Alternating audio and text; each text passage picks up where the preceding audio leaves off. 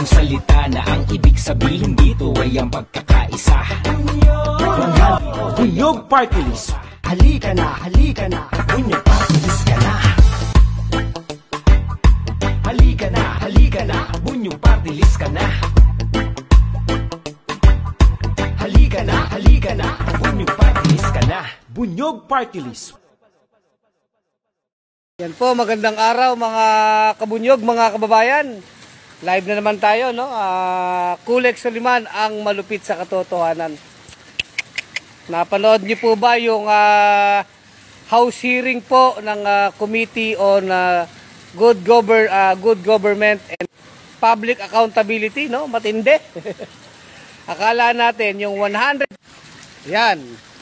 Akala natin yung 125 million ni Inday Takaw Sara Duterte tapos na yung istorya nung yung una niyang confidential fund hindi pa po.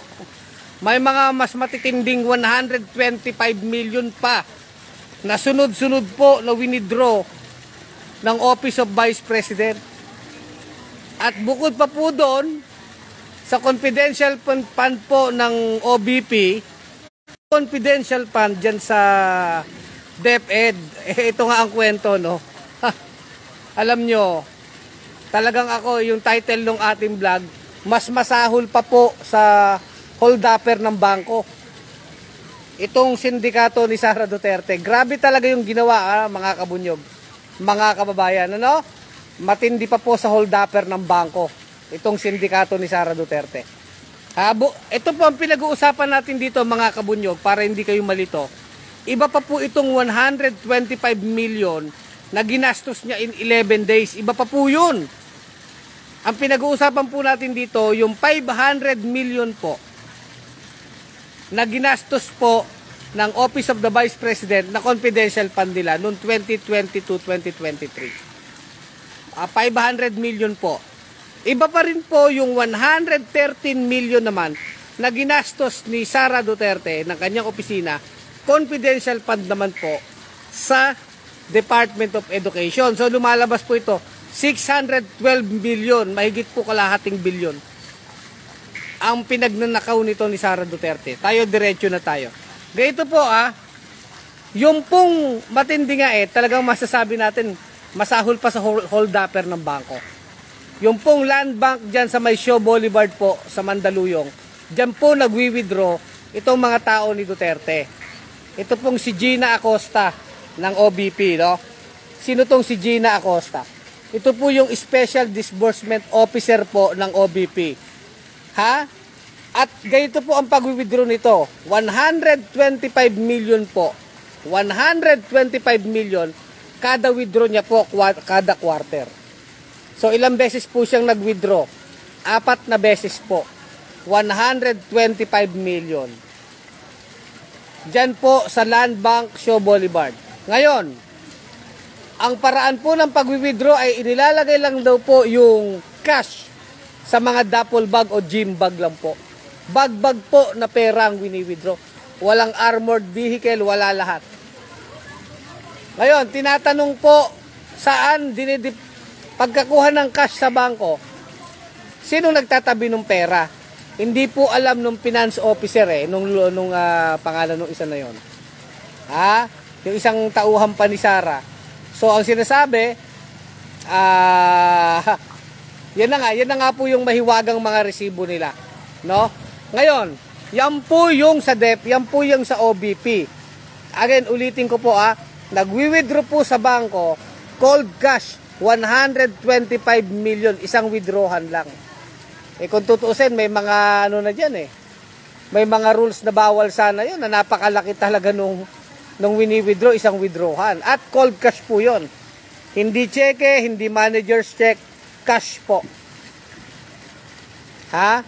Ito naman po yung sa may DepEd naman. So lumalabas, kung 125 million times 4, kalahating bilyon po ang wini-withdraw ng mga tao ni Sara Duterte.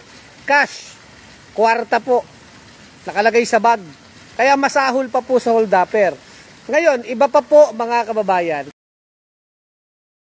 Yung wini-withdraw naman ng tao ni Duterte, yung kanyang SDO, Special Disbursement Officer. Ito namang Edward Paharda sa DepEd. So, iba yung ninanakaw sa OBP, iba pa yung ninanakaw sa DepEd. Ito naman pong ginawa nito ni Edward Paharda naman po. Nagwi-withdraw naman sa bangko. Land bank din yata ito. 113 million. Nilalagay din sa bag po. 30 million to 25 million po ang laman ng isang bag. Cold cash din. Para mga holdupper talaga. O sabihin na po natin, mas masahol pa sa holdupper.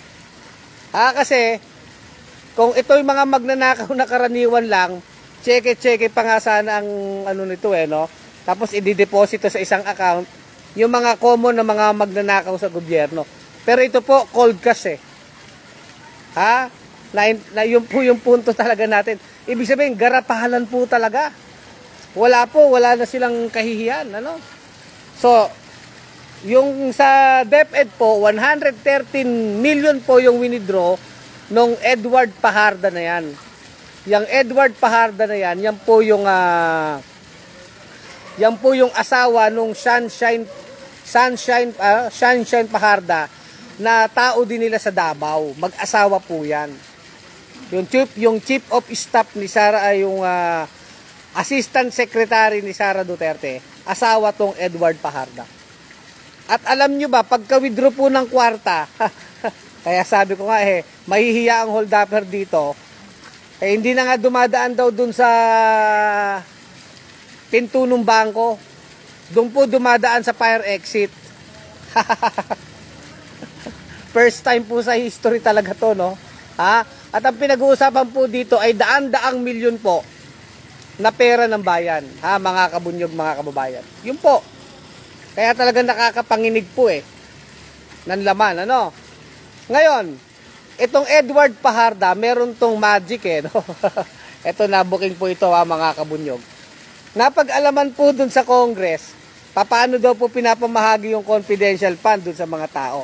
Nakalibot pala tong Edward Paharda na to. Sa isang araw lang po, 26 na lokasyon sa Pilipinas.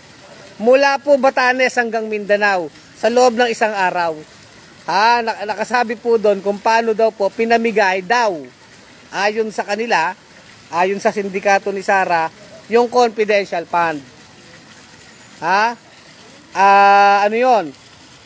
26 na lokasyon. Ibig sabihin, meron sa Batanes, meron sa Ifugao, meron sa Cavite, may nakita pa akong Laguna doon, may Surigao, may Davao del Norte. Isipin nyo, sa loob ng isang araw po,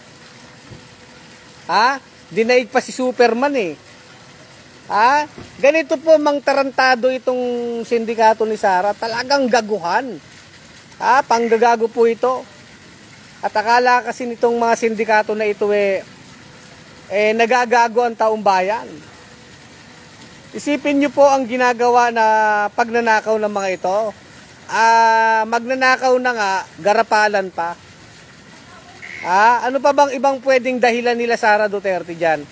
Ulitin ko tong Edward Paharda na to, dapat to makulong tong mga ito Dapat to masampahan ito ng plunder. Sa loob po ng isang araw, ipinimigay niya daw yung confidential fund. Ewan ko, reward money yan. Ulitin ko po may Ifugao, may Batanes, meron pong Mindanao sa Davao del Norte, meron sa Laguna, may sa Cavite, may sa Batangas. Kulang na lang kumanta ng Itbulaga, no? Mula Batanes hanggang Hulo sa loob ng isang araw. Napakakapal po ng muka. Ito rin po yung alamat ng peking resibo. Kaya ako minsan nalilito na May DepEd, may OBP.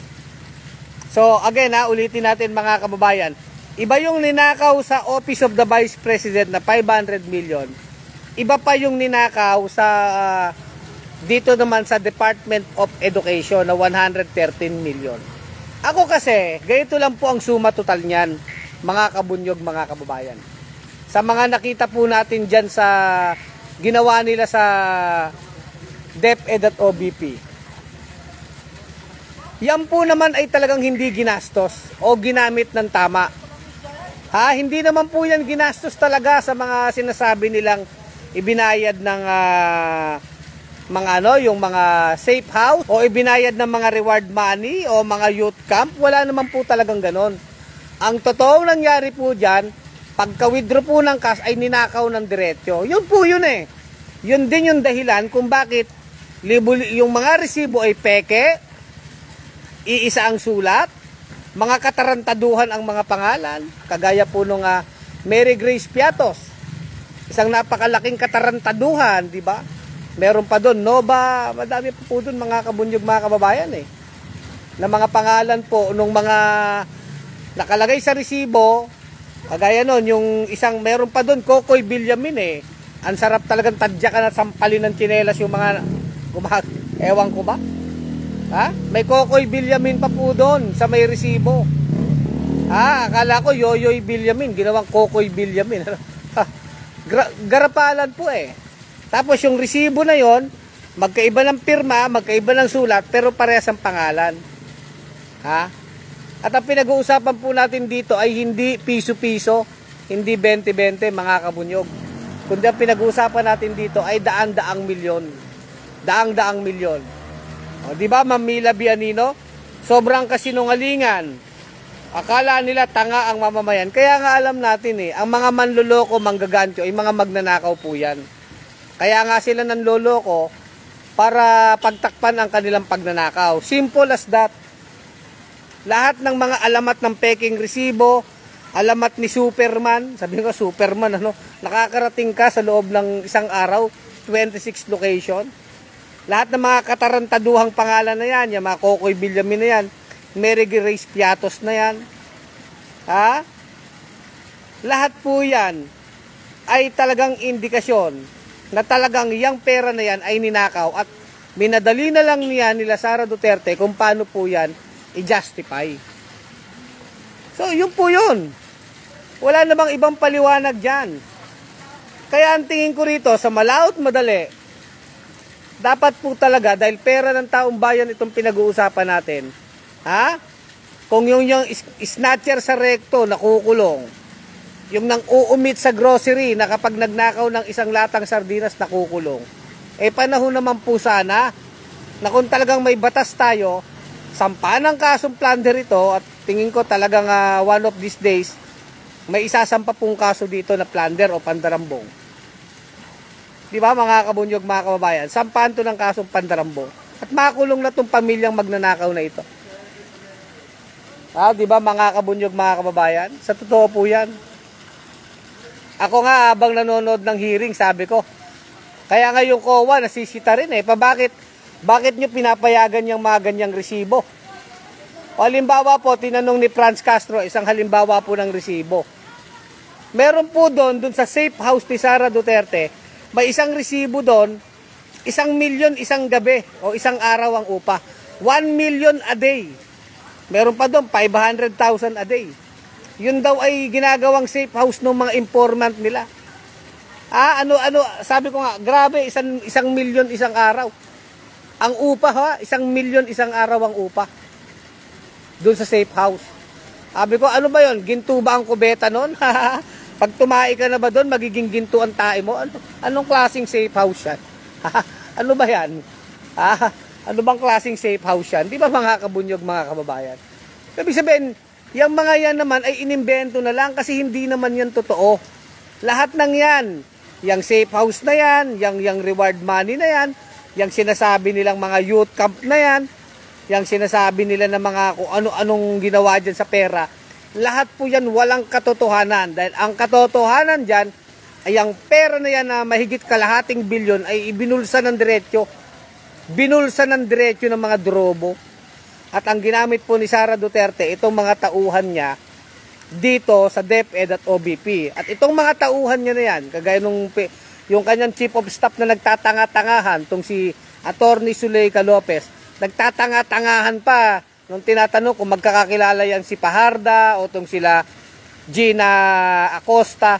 Lahat yan mga galing ng Davao. Mga hinugot sila sa munisipyo ng Davao Nung mayor pa lang si Duterte, nung nandyan pa lang sila sa Davao, mga tauhan na nila to. At sanay na itong manindikato. Sanay na itong sindikato na ito. Kaya lang, Mula Davao, inilipat na sila ng Malacanang. Yan ang totoo dyan eh. Diba mga kabunyog, mga kababayan? Garapalan po ito. Kagaya din ng tatay niya, kung magsinungaling, kung pumatay ng tao, ito naman si Sara Duterte talaga. Grabe po ang pagnanakaw nito. At wala itong galang sa batas. Kasi ginagago niya lang. Dinadaan niya siguro sa paloko-loko. Mga resibo. Kahit yung pangalang Mary Grace Piatos, pang-iinsulto po yan sa bayan. Tandaan natin, pera natin yan eh. Di ba mga kabunyog, mga kababayan? At itong mga impormasyon na to ay lumilitaw dahil napipit-pit na yung mga kasama niyang mga sindikato. Itong sila Gina Acosta, Edward Paharda, Sunshine Paharda, itong si Attorney Zuleika Lopez na na-contempt. Abogada, sabi nga ni Akop, ikaw abogada ka? Maniniwala ka sa sulat ng hindi naman abogado? Kino-question pa nila itong hearing. Na ito daw naman ay hindi in aid of legislation, di ba? Pero ang totoo dyan, kahit naman ang Kongreso, meron yan oversight power sa budget. Oversight function, ibig sabihin, tinitiyak ng Kongreso na yung budget na ibinibigay nila sa mga ahensya ng gobyerno ay nagagamit ng tama. Isa po yan naman sa obligasyon din ng Kongreso, yung tinatawag na oversight. Hindi lamang in aid of legislation yan. Ang tawag po dyan, oversight function ng Congress. Ganon din naman yung Commission on Audit. Diba? Talagang obligado yan mag-audit po ng mga gastos ng pera ng bayan. Diba? Connie Crozan, Dutch Devil Groups, Salot at Kahiyan, Bansang Pilipinas, sabi naman ni Rambers Barbosa, bakit kailangan may safe house? Para saan? Yang safe house. Actually, mga pakulo at pakanana lang nila yan. Wala naman talagang safe house na 1 million isang araw. Wala po yan. Wala yan naman yung mga resibo na yan. Baka isang gabi lang po yan minadali eh. Nung alam na nilang nagkakagipitan, siguro, nagpuyat yung mga staff, pinagsusulat po yung mga resibo. Inimbento at saka mamadali, puro katarantaduhan yung sinulat dun sa resibo, kaya nga pare-parehas ang sulat. Pati tinta ng ballpen, pare-pareho ang pagsusulat eh. Diba, ano na to eh, gaguhan na ito eh. Kaya itong magnanakaw na si Sara Duterte, dapat to, tinatawag na itong magnanakaw. Huwag natin itong palampasin, dapat tawagin na yung magnanakaw na yan. Huwag nyo nang tawaging Vice President yan. Itong magnanakaw na si Sara Duterte, dapat to, bastos-bastusin na ito. Dahil tinatarantado nito ang taong bayan, habang ng taong bayan tayo naghihirap. Bastos po sila, mga kababayan ko. Kaya dapat bastos-bastusin natin itong mga demonyong ito. Na talagang siguro, tuwan-tuwa pa to habang ginagawa mga resibo, di ba? Ang daming taong naghihirap para pag nanakawin nila ng ganyan. At kung paano sila magnakaw, yung po ang talagang matindi. Masahol pa sa holdupper. Matindi po. Kaya ito nga hindi naman kailangan na natin. Di naman kailangan tayo accountant o napakatalino para makita. Simpleng-simple lang eh. Sa napakadaming pagkakataon. Tapos sasabihin ng Chief of Staff, hindi niya alam ang mga ginagawa daw sa Paano nangyari yun? Ikaw ang Chief of Staff. Kaya itong si Zuleika Lopez, nagtatanga-tangahan din to eh. Pagka nagkakabukingan, hindi nila alam. Kayo naman ang mga magkakakilala dyan, di ba? Panahon pa sa Davao, sindikato na kayo. Ganyan ang gawain nyo. Kaya nga sila kinuha ni Sara Duterte. Sila ang bahagi ng sindikato nito. Mga kabunyog, mga kababayan. Di ba? Ito po grabe talagang ginawa nila sa atin. At ito yung nahuli. Ito lang yung nahuli. Yung 600 million. Paano yung iba pa nila na mapondo sa Davao at kahit yung tatay niyang magnanakaw at mamamatay tao, yung mga niyan, intel pan yan, pinagnanakaw din. Saan yung magnakaw eh? Ito kasi yung nahuli. Paano yung hindi nahuli? Yung bilyon-bilyon.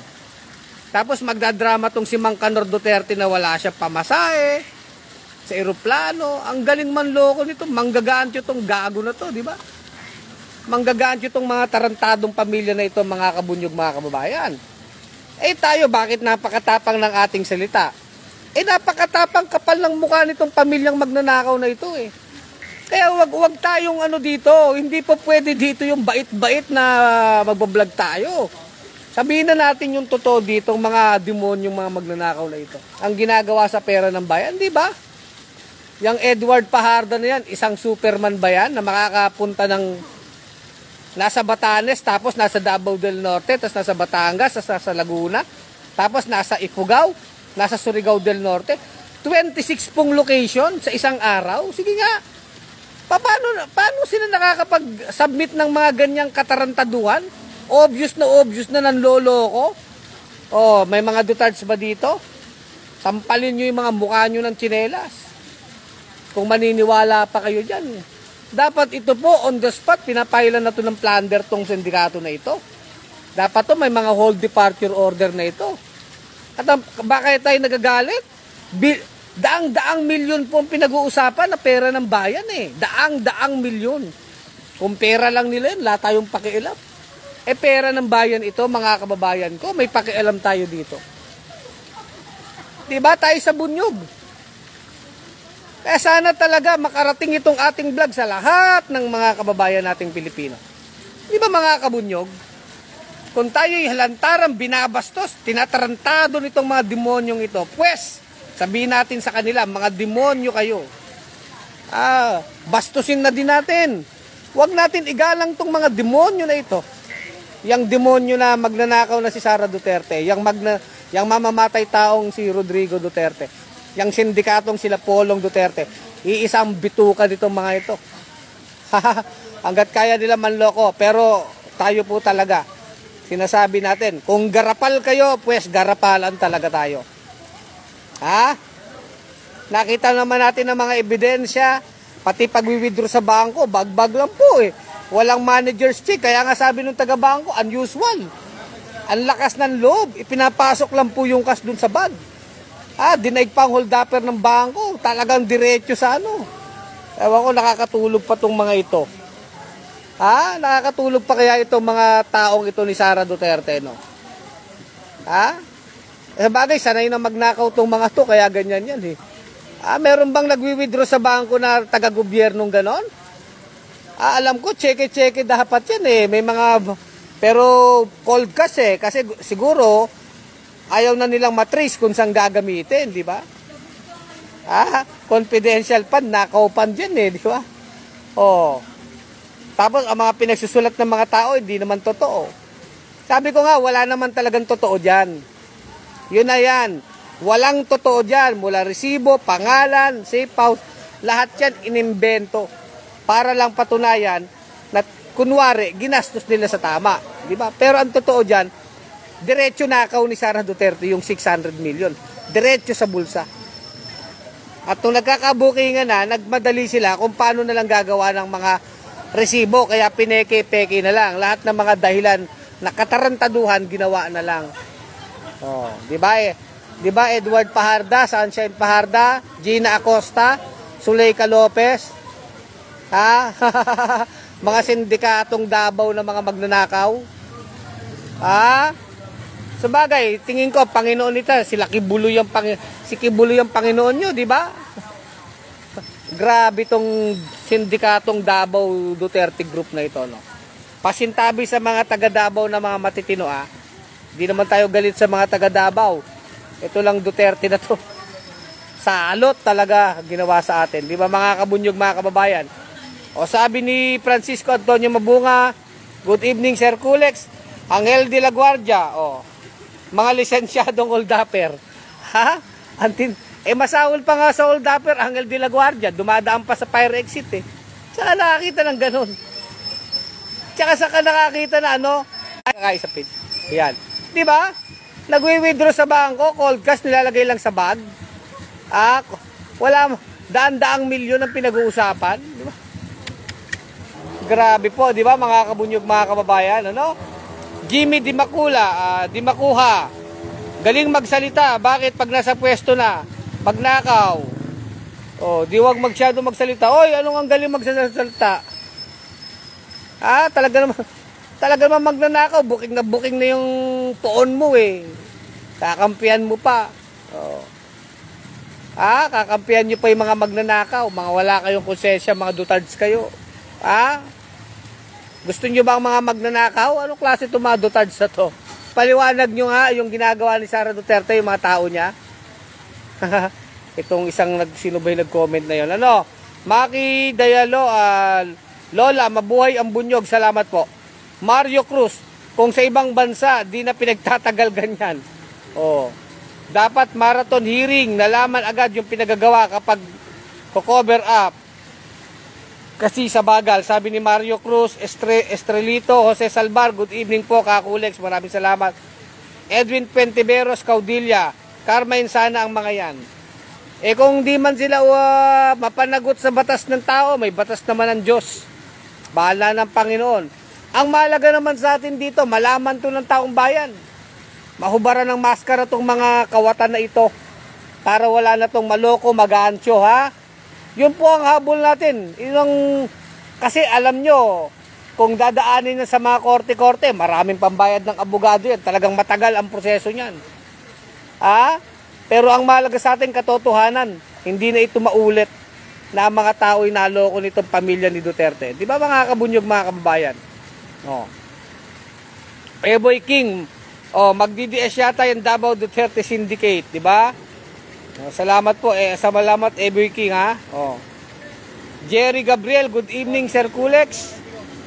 Salamat Jerry Gabriel. Ricky D. Santisteban, good evening Sir Kulex, watching live from Libmanan, Kamsur. Salamat Ricky D. Santisteban. Eddie Tolentino, mabuhay po kayo sa bunyog. Salamat Eddie Tolentino. So yun lamang po. Garapalan ito, daig pa nito mga oldapper sa bangko, talagang masahol na pag nanakaw ang ginawa, 600 million, wala na silang lusot dyan. So tayo mga kabunyog, yun lang ang ating hiling.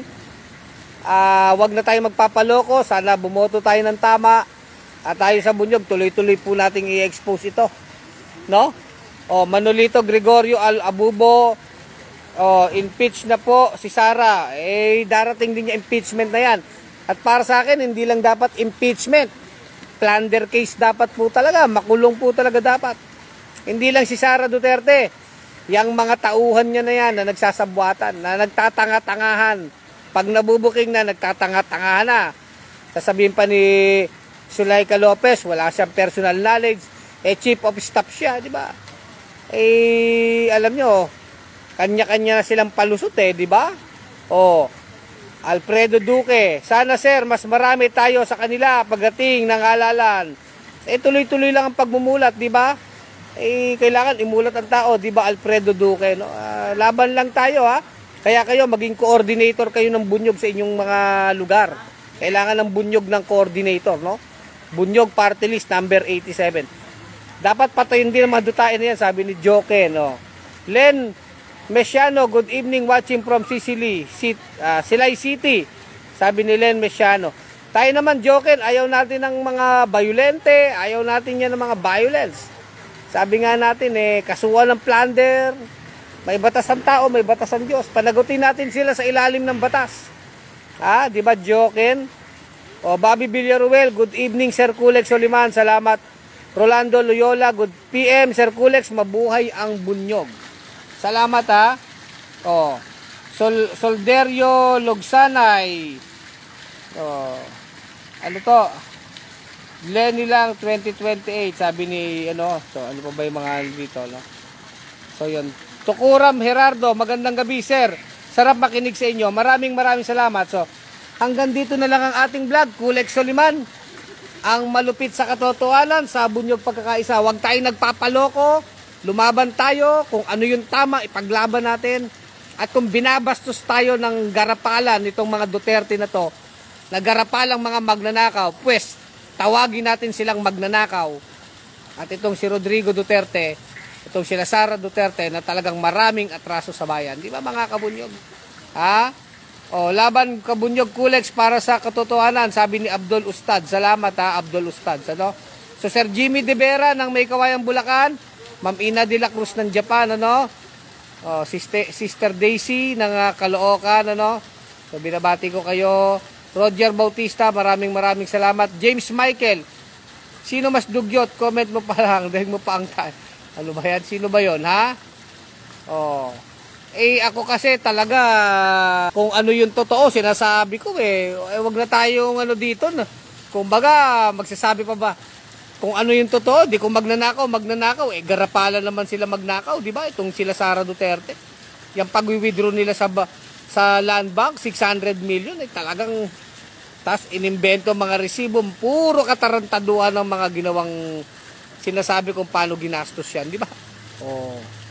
Di ba? Nilo Briso, good eve, Sir Kulek, salamat. Nilo Briso, no? Oh, teka, sino pa ba yung batiin natin? Mamila Bianino, Roger Bautista. Yan, para lahat man mabati ko, no? So, hanggang dito na lang ang ating vlog. Kulek Soliman, ang malupit sa katotohanan sa Bunyog Pagkakaisa. Oh, Connie D. Cambe, bunyog tayo. Dagdag matino sa Kongres. Salamat po, Connie D. Cambe, no?